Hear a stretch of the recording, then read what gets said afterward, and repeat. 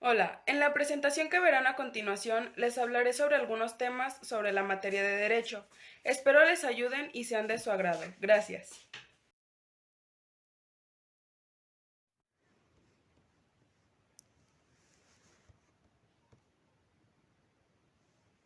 Para comenzar con esta presentación, iniciaremos definiendo qué es una persona. Se entiende por persona a todo ser capaz de tener obligaciones y derechos, y la personalidad como su aptitud e identidad para ser sujeto de derechos y obligaciones. Continuamos con ¿qué es la personalidad jurídica? Es la identidad jurídica por la cual se reconoce a una persona, entidad, asociación o empresa, con capacidad suficiente para contraer obligaciones y realizar actividades que generan plena responsabilidad jurídica, frente a sí mismos y frente a terceros. Existen dos tipos de personas jurídicas, la persona física y la persona moral. ¿Qué es una persona física? Una persona física es todo ente de la especie humana dotado de dignidad e identidad, susceptible de ser sujeto de derechos y obligaciones, y desde el punto de vista del derecho positivo, se reputa persona a aquella que nace viva, se desprende enteramente del seno materno, siendo viable y se registra ante el registro civil 24 horas después de su nacimiento. Por otro lado, una persona moral es todo ente de la especie humana dotado de capacidad jurídica, al asociarse con otras personas para alcanzar un fin en común. También se define como la agrupación de dos o más personas a los cuales la ley les reconoce personalidad jurídica para ser sujetos de derechos y obligaciones. La personalidad jurídica cuenta con distintos atributos. Para las personas físicas son los siguientes. Nombre. Es el conjunto de vocablos con los que se llama a una persona y se la identifica de los demás. Este puede ser en las personas físicas el nombre de pila, el patronímico o el seudónimo. Domicilio. Es el lugar donde una persona reside con el propósito de establecerse. Capacidad. Es la aptitud que tiene una persona para ser titular de derechos y sujeto de obligaciones. Nacionalidad. Vínculo jurídico que existe entre el individuo y el Estado al cual pertenece. Estado civil. Es la situación jurídica que guarda el individuo dentro de la familia y con el Estado al cual pertenece. Patrimonio. Conjunto de derechos y obligaciones que tiene una persona física y que puede cuantificarse en dinero. Los atributos de las personas morales son: nombre, ya sea por razón social o denominación social; domicilio, legal o convencional; régimen legal, civiles o mercantiles; y nacionalidad, constitución legal donde se forma legalmente. Continuamos con la definición de Estado. ¿Qué es el Estado?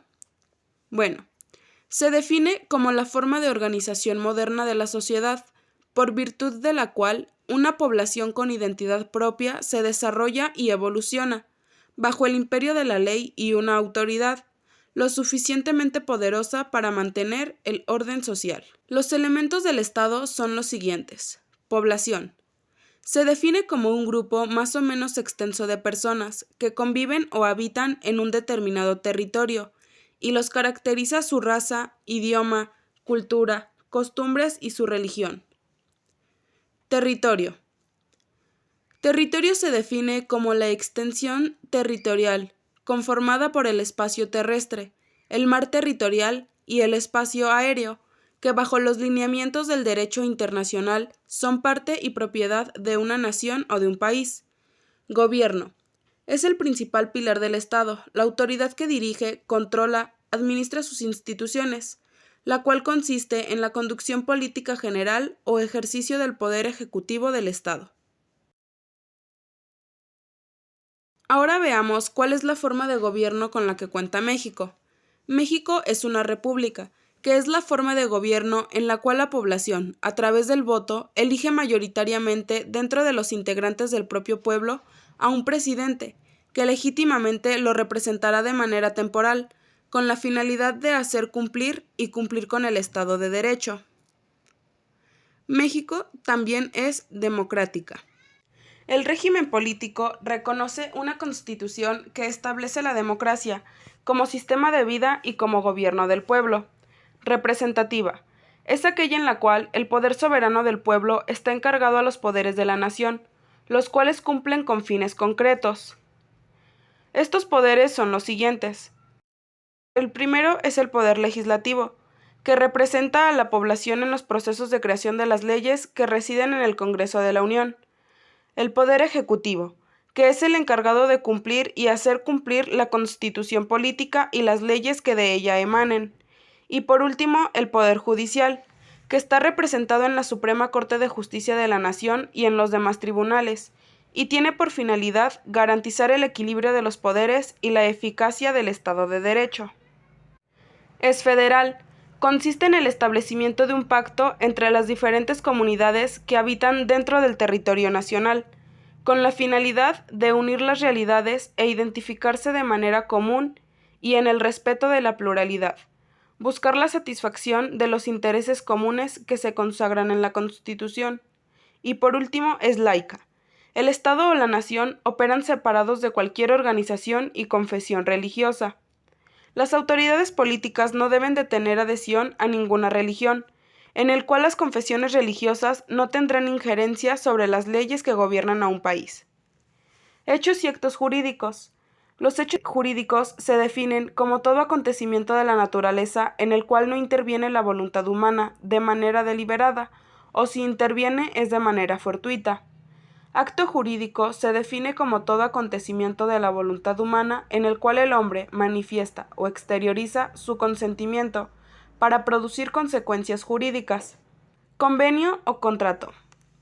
Un convenio es un acuerdo entre dos o más partes sobre un asunto en particular. Generalmente incluye cláusulas o normativas que las partes involucradas declaran conocer y hacer cumplir.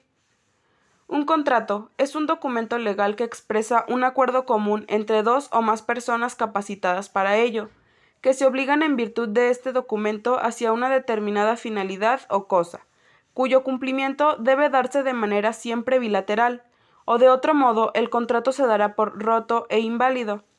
La diferencia es que un contrato es un arreglo bilateral que establece relación jurídica entre las partes involucradas, y por otro lado, un convenio es un acuerdo voluntario que no se encuentra sujeto a la ley. Cabe resaltar que siempre puede existir un convenio sin haber un contrato, pero para que se lleve a cabo un contrato siempre debe de haber un convenio. Relación jurídica y sus elementos. Se define como el vínculo creado por voluntad de las partes o por determinación de la ley con la finalidad de propiciar el nacimiento, transmisión o extinción de derechos u obligaciones. Sus elementos son de existencia y de validez. Los elementos de existencia son todas aquellas condiciones necesarias para que un acto jurídico surja y dé vida a la relación jurídica. Por otro lado, los elementos de validez son las condiciones necesarias para que el acto jurídico pueda surtir sus efectos y consecuencias. Después de nacer y al estar presentes se declara su validez. Por otro lado, al faltar algunos de ellos, judicialmente se decreta su invalidez, ya sea absoluta o relativa. Elementos esenciales de existencia de los actos jurídicos. Consentimiento. Es la manifestación y exteriorización de la voluntad humana para crear un acto jurídico. Objeto. Se define como el conjunto de obligaciones de dar, hacer y no hacer, que las partes puedan exigir, sean cumplidas y cumplirse dentro de una relación jurídica. Hay que mencionar que un contrato se denomina inexistente si no existe el consentimiento ni el objeto. Elementos esenciales de validez de los actos jurídicos. Capacidad de las partes. Se define como la facultad que reconoce la ley a una persona para exigir por sí misma el cumplimiento de una obligación. Incapacidad jurídica. Son incapaces los menores de edad, mayores de edad que son sordomudos, personas que hacen uso inmoderado de drogas, alcohol, etc., personas privadas de facultades mentales y las personas privadas de su libertad. Licitud del objeto. Los derechos y obligaciones y el fin del contrato deben estar permitidos por la ley, y al ser contrarios quedarán anulados. Formalidad de los contratos. Formales. Aquellos en los que la ley dice cómo y cuándo se cumplirá el contrato. Solemnes. La solemnidad hace referencia a que existen contratos que necesitan de ciertos requisitos establecidos por la ley, pues la manera en que se exterioriza la voluntad es requisito constitutivo del acto. La falta de tales requisitos pueden traer consigo inexistencia. Un ejemplo de un contrato solemne es el matrimonio. Ausencia de vicios del consentimiento. El vicio del consentimiento son aquellas condiciones internas o externas, inducidas o no, que provocan que la manifestación de la voluntad no se externe de manera libre y consciente. Ahora continuamos con la clasificación de los actos jurídicos. Entre los principales encontramos los siguientes. Unilaterales. Son aquellos en los cuales quien se obliga es una parte, mientras que la otra no tiene obligación alguna. El número 2 son los bilaterales. Ambas partes se obligan. Por ejemplo, en un contrato de compraventa, el vendedor se obliga a entregar la cosa u objeto y el comprador a pagarla. Número 3. Principales. Un contrato es principal cuando no depende de otro para existir. Este es el caso del contrato de arrendamiento. Número 4. Accesorios. Son aquellos que solo pueden existir dependiendo de un contrato principal. Por ejemplo, los contratos de garantía. Número 5. Onerosos. En este caso, ambos contratantes obtienen un beneficio. Número 6. Gratuitos. Cuando solo beneficia a una de las partes, por ejemplo, el contrato de donación. Número 7. Complejos. El contrato es complejo cuando presenta factores distintos y que pueden motivar diversas formas de obligación, pero dentro de un mismo acto. Por ejemplo, el contrato de préstamo con encargos de pagos de servicios y opciones de compra. Número 8. Nominados. Hacen referencia a todos los contratos que aparecen en el Código Civil con su correspondiente nombre que les denomina. Número 9. Innominados. Son aquellos que no figuran expresamente en ninguna ley, pero que por contener los elementos generales de cualquier contrato, surte efectos entre las partes que los suscriben. Número 10. Consensuales. Cuando se perfecciona por el solo consentimiento de las partes. Número 11. Formales. Es un acuerdo entre dos partes que sea legalmente vinculante y ejecutable. Número 12. Instantáneos. Es aquel tipo de contrato que se cumple en el momento de su celebración, es decir, queda perfeccionado en un solo momento, como por ejemplo una compraventa realizada en un supermercado. Número 13. De tracto sucesivo. Son aquellos que se utilizan para establecer relaciones contractuales, que se realizan en un periodo de tiempo determinado, es decir, se utilizan para servicios continuados que poseen una determinada duración o permanencia. Número 14. Civiles. Es el acuerdo de dos o más personas para producir o transferir obligaciones y derechos. Número 15. Mercantiles. Es un negocio jurídico bilateral que tiene naturaleza jurídico-mercantil. En general, para que un contrato sea calificado de mercantil, debe referirse sobre actos de comercio definidos según la legislación aplicable. Número 16. Administrativos. Formalmente será contrato administrativo aquel en el cual una de las partes sea el Estado, a través de un órgano de la administración pública o de los organismos descentralizados, o sociedades mercantiles del Estado. Y por último, número 17. Laborales. Es un acuerdo entre patrón y trabajador, por el que el último se compromete a prestar determinados servicios por cuenta ajena y bajo su dirección, a cambio de una retribución o un salario. Conclusiones. Actualmente, el derecho es parte de nuestra vida, razón por la cual es muy importante que tengamos aunque sea el conocimiento básico sobre esta materia. Además de que al vivir en un país como México, esta información nos puede llegar a ser muy útil para combatir la corrupción y dejar de lado la ignorancia.